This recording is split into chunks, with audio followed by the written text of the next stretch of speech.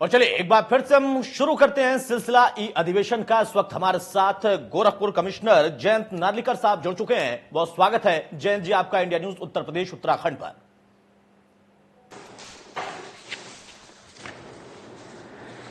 धन्यवाद जयंत जी, गोरखपुर पर अगर हम चर्चा करें, उसके तमाम अंतर्गत आने वाले मंडल के जो जिले हैं उनको लेकर हम चर्चा करें तो किस तरीके से बैलेंस किया आप लोगों ने इस मुश्किल घड़ी में? क्योंकि वो गोरखपुर जो कि हमेशा जुलाई अगस्त के महीने में चर्चा में दुनिया में आता है और वो लड़ाई बहुत लंबे समय खुद मुख्यमंत्री योगी आदित्यनाथ बतौर सांसद और अब तो मुख्यमंत्री होने के नाते उसमें काम कर ही रहे थे, लेकिन इस बार कोरोना की एक अलग चुनौती है, उसमें कैसे काम किया आप लोगों ने?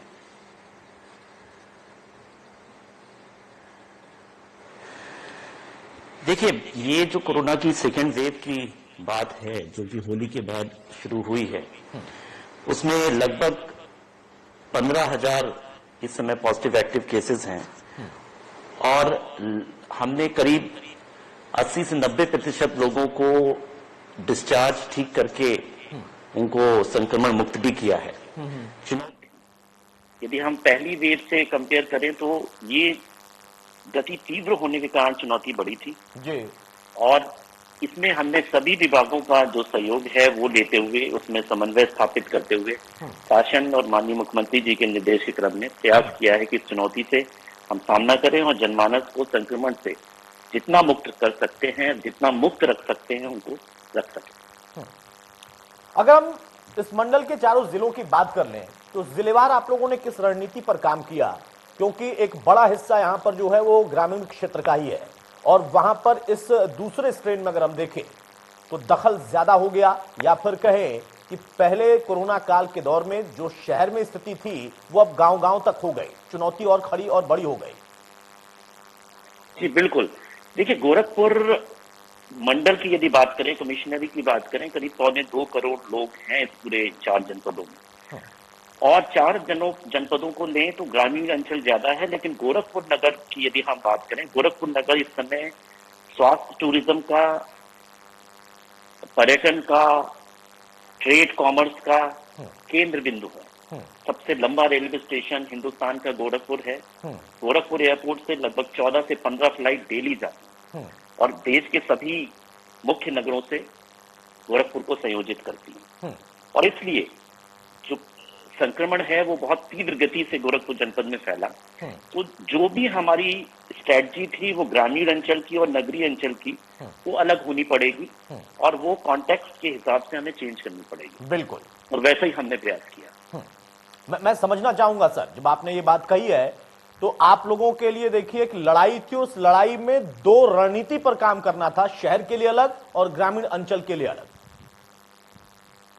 तो देखिए भाई, शहरी अंचल में यदि हम देखें तो हमें दोनों चीजें देखनी थी। एक तो संक्रमण की जो इन्फेक्शन है उसको तोड़ना था, उसके फैलाव को, उसके प्रसार को रोकना था और ट्रेड कॉमर्स को भी साथ साथ चलाते रहना था, या जो आवश्यक वस्तुएं हैं जो यहाँ से ग्रामीण अंचलों को जाती हैं उनको भी बनाए रखना था। ग्राम अंचलों में जैसा कि आपको पता है बहुत बड़े स्तर पर गेहूं क्रय की कार्रवाई हो रही है और ये बहुत जरूरी है कि सभी कृषक अपने एमएसपी के रेट पर वो गेहूं को विक्रय कर सके और उनको वो पैसा मिल सके। और इसलिए ग्रामीण अंचलों में हमने प्रयास किया कि निगरानी समितियां जो हैं वो बाहर से आ रहे लोगों पर नजर रखें और सर्विलेंस अच्छा हो और जो भी लोग बाहर से आए हैं उनको हम आइसोलेट कर सकें। गांव के स्कूलों में यदि और ज्यादा लोग हैं तो थोड़ा सा बड़े इंटर कॉलेजेस में उनको आइसोलेट कर सकें, लेकिन उसके साथ साथ उनको वहां पर सारी वस्तुएं मुहैया कराई जाए। Home to home, house to house survey किया गया और उसमें हमने सिम्टोमेटिक या लक्षण युक्त जो लोग हैं उनको चिन्हित करके उनका टेस्ट करने की कोशिश की। प्रयास किया गया कि लोगों को पीएससी सीएससी पर ना आना पड़े, हम उनके तक पहुंचे, हम सैंपल टेस्टिंग एंटीजन किट जो हमें प्रोवाइड की गई थी गाँव के डिफरेंट अंचलों में करें। शहर में क्योंकि आपके प्राइवेट हॉस्पिटल्स हैं, आपकी मेडिकल कॉलेज है, एम्स गोरखपुर है, आपके एयरफोर्स हॉस्पिटल है, रेलवे हॉस्पिटल है, तो यहाँ पर हमें ज्यादा प्राइवेट लैब्स हैं, तो यहाँ पर हमें लोगों तक पहुंचने की बहुत आवश्यकता नहीं थी, लेकिन हमें ऑक्सीजन युक्त बेड बढ़ाने थे क्योंकि इस बार क्रिटिकलिटी ज्यादा थी ऑक्सीजन की ज्यादा जरूरत थी, वेंटिलेटर्स की ज्यादा जरूरत थी। तो शहर अंचल में हमारा जोर प्राइवेट सेक्टर को अपने साथ लाके ऑक्सीजन की सप्लाई पर था, सिलेंडर की टाइमली सप्लाई पर था, वेंटिलेटर बेड की संख्या में वृद्धि पर था, अच्छी मानव संपदा का था, इन लोगों को सही समय पर ट्रेन करने का था। तो शहरी क्षेत्र में हमने इन चीजों पर ध्यान दिया। ठीक है, चलिए, इस रणनीति पर आपने काम किया और उसका परिणाम भी उसके वजह से दिखाई दे रहा है। जयंत जी, अब सवाल यहां पर यह आ जाता है कि जब आप कह रहे हैं कि एक तरफ चूंकि गोरखपुर में किस तरीके से कनेक्टिविटी है और किस वजह से वो इस वक्त ग्लोबल एक सेंटर बना हुआ है, हम आने वालों को वैसे नहीं रोक सकते, लेकिन उनके साथ कोरोना आ जाए तो उसका संक्रमण और तेजी से ना हो, इसके लिए भी आप लोग रणनीति पर काम कर रहे थे, लेकिन फिर भी नए स्ट्रेन में हुआ। अब यहां पर जो दिक्कतें आई बड़े शहरों में ऑक्सीजन को लेकर, बहुत सारे ग्रामीण अंचल में भी इस तरीके की दिक्कतें आई, वहां पर एक पैनिक भी हुआ और पैनिक फैलाया भी गया। कुछ लोगों को वाकई उसकी जरूरत नहीं थी, लेकिन वो भी उसी की राह में थे, और जिनको थी वो तो परेशान थे। इस पूरे बेल्ट को अगर देखें तो वहां उसमें कैसी चुनौती आपके लिए रही जिसको आपने दूर किया सरकार की मदद से? देखिए, बिल्कुल, चाहे वो वैक्सीनेशन हो, चाहे ये कोविड की सेकेंड वेव हो, कुछ अंचलों में कुछ जगहों पर ये भ्रांतियां थी और हमने अपना संवाद बना के रखा, चाहे वो व्यापार मंडल से हो, चाहे वो प्राइवेट डॉक्टर्स से हो, चाहे वो माननीय जनप्रतिनिधियों से हो, चाहे वो मीडिया से हो।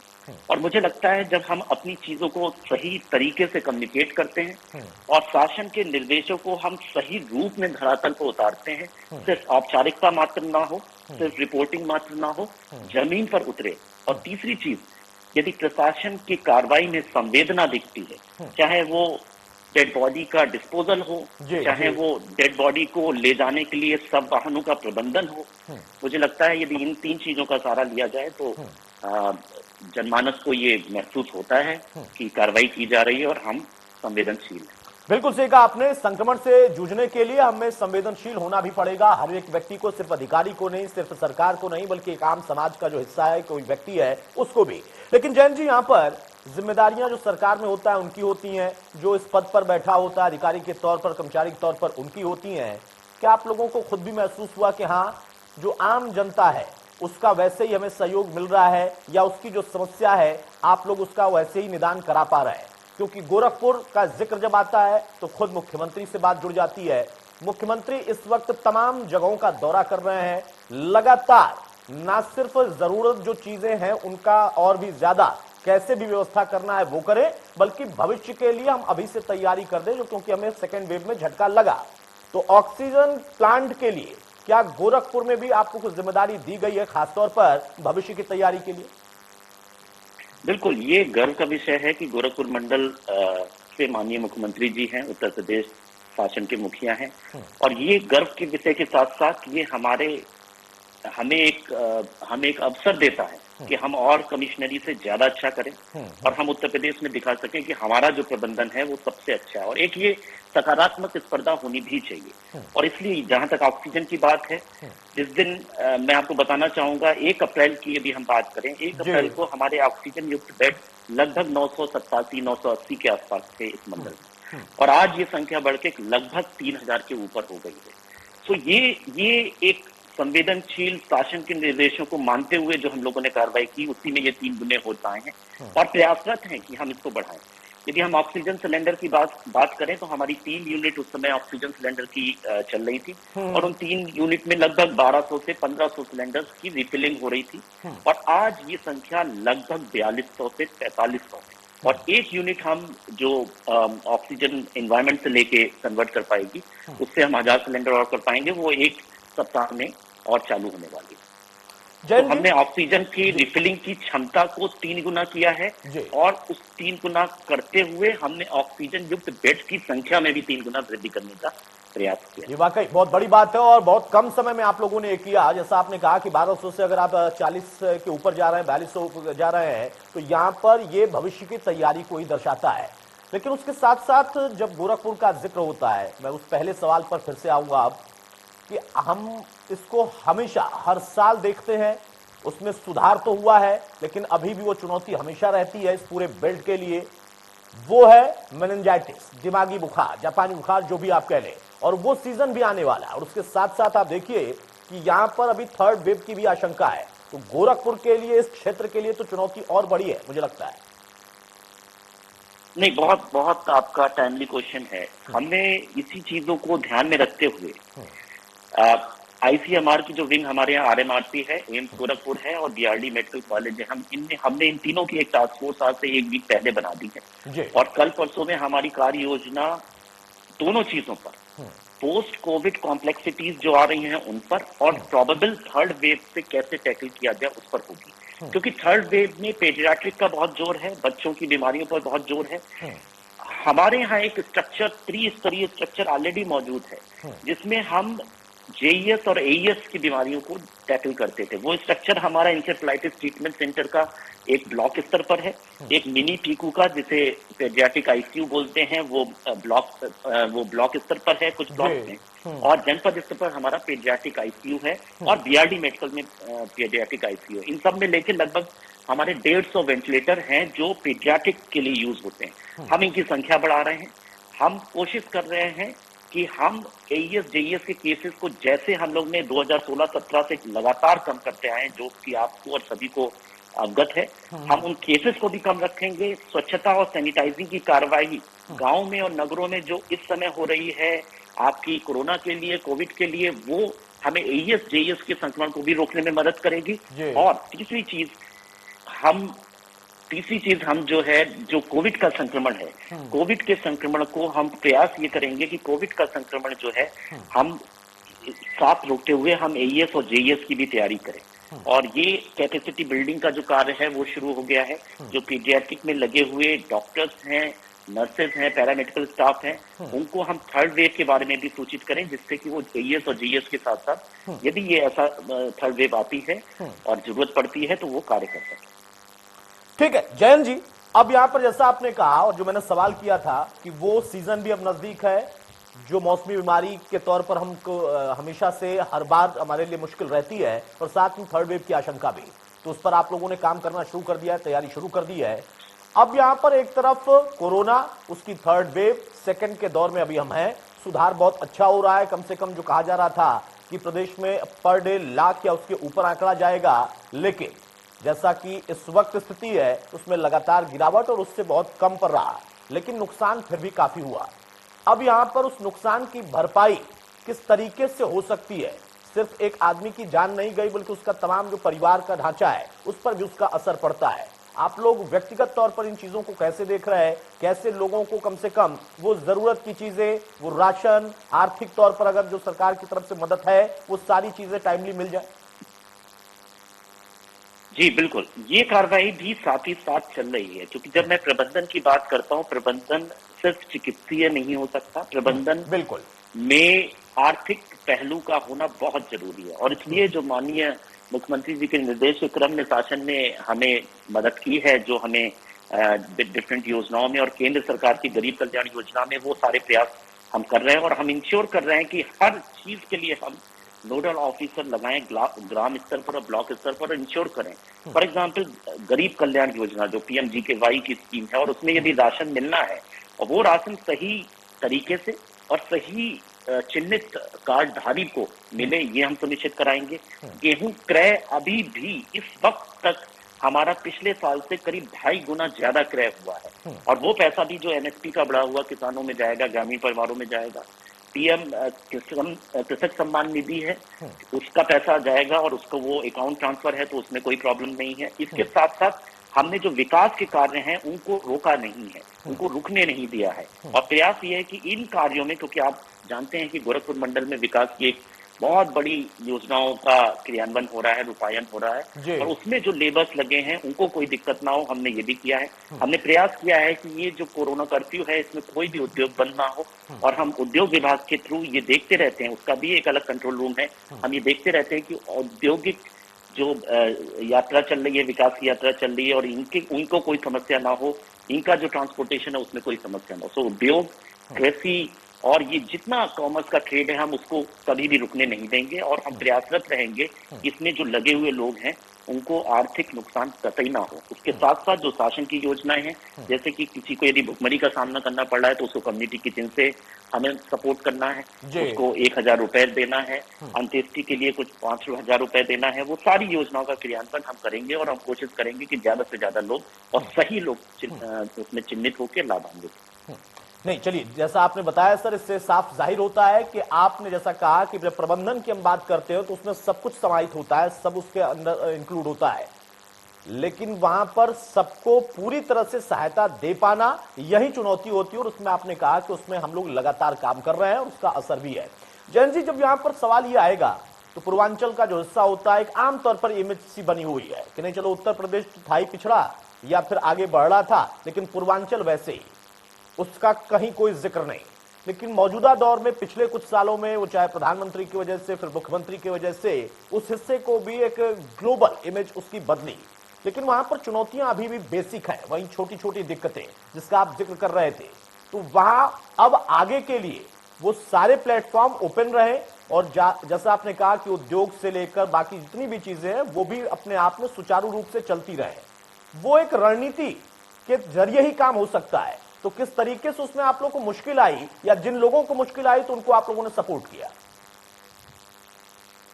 मुश्किलें बिल्कुल आती हैं, लेकिन मुझे लगता है कि 3-4 साल में पिछले विगत 3-4 साल में आपने देखा होगा कि बहुत सारे प्रयास किए गए हैं और शासन से जो इस अंचल के लिए सपोर्ट मिला है वो अनप्रेसिडेंटेड है। वो चाहे पूर्वांचल लिंक एक्सप्रेस हो, गोरखपुर की पूर्वांचल लिंक हो, वो चाहे खाद कारखाना हो, वो चाहे एम्स गोरखपुर हो, वो चाहे गोरखपुर का चिड़ियाघर हो, और हमने ज्यादातर विकास के कार्य कंप्लीट किए। और हमारी जो प्रणाली है, वो कार्य प्रणाली, वो उसका मैं आपको उदाहरण ये देना चाहूंगा कि कोरोना की सेकेंड वेव के बावजूद इस वर्ष हम एम्स गोरखपुर और खाद कारखाना दोनों को हम लोकार्पित करवाएंगे, और उसमें जो हमारे स्वास्थ्य हो, चाहे खाद कारखाना में जो हमारे लोकल युवकों को कार्य मिलना है, वो जरूर होगा। तो मैं वही कहना चाहता हूं कि हमने विकास को रोका नहीं है, कार्यों को रोका नहीं है। मैं खुद भी और जिलाधिकारीगण, सीडीओ, सभी कार्यों का सतत हम उनका सुपरविजन करते हैं और प्रयास करते हैं कि वो चीजें हों। और उसके साथ साथ जो लाभार्थी परक योजनाएं हैं, जितने लाभार्थियों को बेनिफिट मिलना है, वो सही लोगों को पहुंचे, ये हमारा करने का प्रयास है। क्योंकि हमारा इंफ्रास्ट्रक्चर बहुत इंप्रूव हो गया है, कुशीनगर अंतर्राष्ट्रीय एयरपोर्ट हो गया है, गोरखपुर एयरपोर्ट विकसित है, रेलवे स्टेशन है, सारी रोड्स बहुत अच्छी हो गई हैं। तो मुझे लगता है इससे हमारा इन्वेस्टमेंट भी, प्राइवेट इन्वेस्टमेंट भी ऊपर जा रहा है। चुनौती है, थोड़े समय के लिए चीजें रुकती हैं, लेकिन हम और ज्यादा साहस के साथ, और ज्यादा संबल के साथ और जन सहभागिता को सुनिश्चित करते हुए सकारात्मक रूप से आगे बढ़ रहे हैं। और मुझे लगता है कि हमें कोई रोक नहीं सकता, और विकास की यात्रा चलती रहेगी और हम और ज्यादा मजबूती से आगे बढ़ेंगे। बहुत अच्छी बात आपने कही कि हमें कोई रोक नहीं सकता। अगर ये हमारे अंदर कॉन्फिडेंस रहता है तो फिर कोरोना भी हारेगा, हिंदुस्तान जीतेगा, उत्तर प्रदेश जीतेगा, और उस लड़ाई को हमें जीतने के लिए ही मजबूती के साथ खड़े रहना है, साथ देना है। एक आखिरी सवाल जयंत जी, यहाँ पर मैं हर उस व्यक्ति से सवाल जरूर ले रहा हूं, अगर अलग अलग मंडलों से हमारे साथ कमिश्नर जुड़ रहे हैं, आप जैसे हमारे साथ अभी जुड़े हैं, कि आगे जो वैक्सीनेशन को लेकर है उसमें जागरूकता के साथ साथ लोगों को जोड़ना और फिर उनको उपलब्धता पहुंचाना, वैक्सीन मिल जाना, और उनमें जो भी असमंजस है उसका भी निदान करना, यह भी अपने आप में एक टास्क है। तो पैरेलली उस पर भी आप लोग काम कर रहे होंगे? जी बिल्कुल। अब जैसे कि मैं आपको वैक्सीनेशन की बात करता हूँ, वैक्सीनेशन गोरखपुर में 18 से 44 वर्ष के ग्रुप का भी हो रहा है और 45 और 45 प्लस का भी हो रहा है। दोनों के नियम थोड़े से अलग हैं, जिनको हमने प्रचार प्रसार करके बिल्कुल ठीक से समझाया है। अब हमारा प्रबंधन कैसा होना चाहिए उसका मैं एक उदाहरण आपके सामने रखना चाहूंगा। हमने इसके साथ साथ शासन के निर्देशों का अनुपालन सुनिश्चित कराते हुए, वैक्सीनेशन साइट पर सभी चीजों को मुहैया कराते हुए, एक चीज और इसमें एड ऑन की है, क्योंकि थर्ड वेव में हम बात करते हैं बच्चों की। बच्चों से जब हम बात करते हैं तो हमने वो गांव को चिन्हांकित ऑलरेडी कर लिया है जो जैपनीज इंसेफ्लाइटिस एईएस से अफेक्टेड रहे हैं, जो वनटांगी और मुसहर के गांव रहे हैं, जो गांव आईसीडीएस प्रोजेक्ट में कुपोषण से युक्त पाए गए। और इन तीनों ग्रुपों को लाके हमारा प्रयास यहाँ पर इन बच्चों को चिन्हित करते हुए, इनके जो पेरेंट्स हैं जो 45 साल प्लस के हैं, हम उनको प्राथमिकता पर वैक्सीनेशन कराने का प्रयास कर रहे हैं, जिससे कि यदि थर्ड वेव आती है और उनके बच्चे भी गॉड फॉरबिड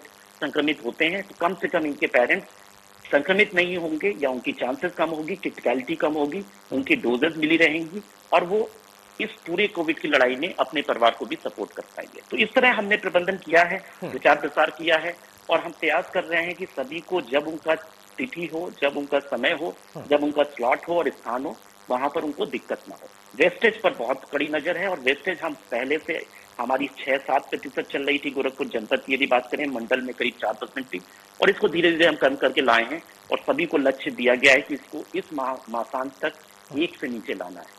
कोई भी कोविड में वेस्टेज बिल्कुल इसको बर्दाश्त नहीं किया जाएगा, और इस पर हमारी कड़ी नजर है। और उसके देखिए, ये साथ बहुत साथ हमारे पास वैक्सीन पर्याप्त संख्या में उपलब्ध है, और इसमें कोई चिंता की बात नहीं। चलिए, बहुत अच्छी बात देखिए आपसे बातचीत करते हुए निकली कि ना सिर्फ वैक्सीनेशन को लेकर रणनीति बन रही है, उस पर काम हो रहा है, बल्कि वेस्टेज पर खासतौर पर नजर है। और जैसा खुद आप कह रहे हैं जयंत जी कि उसको आप किस स्तर पर लाना चाहते हो ताकि उचित समय पर तमाम लोगों को उपलब्धता हो जाए। वेस्ट होने के चक्कर में बहुत सारे लोग उससे अलग रह जाते हैं या उन तक वो वैक्सीन नहीं पहुंच पाती है। तो ये भी अपने आप में एक टास्क है, उसके लिए भी आप लोग मॉनिटरिंग कर रहे हैं। बहुत शुक्रिया जयंत नार्लिकर साहब हमारे साथ जुड़ने के लिए। तो गोरखपुर मंडल की अगर बात करें तो वहां पर अब एक और चुनौती भविष्य में जो हर साल आती है वो है, चाहे जापानी एन्फिलाइटिस कर लीजिए या फिर मेनिंजाइटिस कर लीजिए, उस चुनौती से भी हमें लड़ना है, और साथ में अभी थर्ड वेव की आशंका भी है। तो वहां उस चुनौती का क्या निदान हो सकता है, इस पर भी कमिश्नर महोदय ने अपनी तरफ से रणनीति पर काम शुरू कर दिया है, और वो सफल रहेगी इसका विश्वास भी है। नमस्कार।